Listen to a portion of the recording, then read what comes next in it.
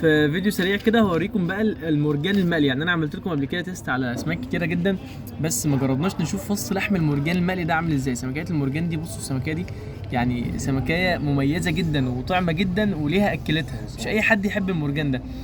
فالمرجان ده من السمك اللي مظلوم شويه في البحر. يعني هي سمكيه حرفيا ما فيهاش شوك. يعني انت مثلا بتبدا كده ببساطه شديده، انت بتطلع طبعا السلسله زي ما انت عارف، سلسلتها بسيطه جدا بسيطه جدا ما شاء الله عليها بالف هنا.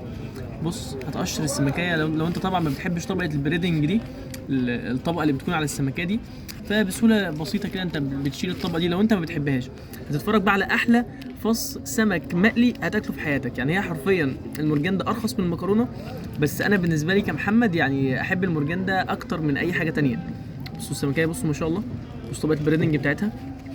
فانت بعد ما هتشيل طبقه البريدنج ده دي بالشكل ده كده، بصوا المرجانيه اهي.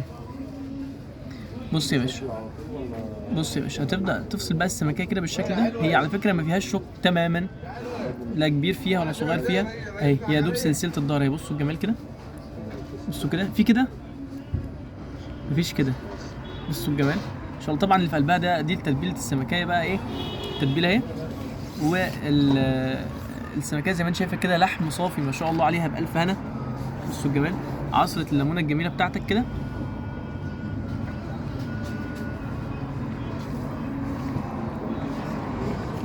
وتاكل بقى بالف هنا احلى مقلي هتاكله في حياتك، احلى فص سمك مقلي. بصوا الجمال ما شاء الله، بصوا ما شاء الله ما شاء الله، تحفه بالف هنا. مش هتلاقي كده، مش هتلاقي جمال وجوده وحلاوه بالشكل ده. سمكيه ما شاء الله عليها، بصوا تفاصيلها وبصوا جمالها. سمكيه ما شاء الله عليها. انا طبعا بحب طبقه البريدنج، بس انا يعني حبيت ايه اوريكم بس تفصيله السمكيه يعني. بصوا السمكيه ما شاء الله عليها اهي، فصين لحم ما شاء الله عليهم احسن واجمل من بعض ما شاء الله بالف هنا وشفا.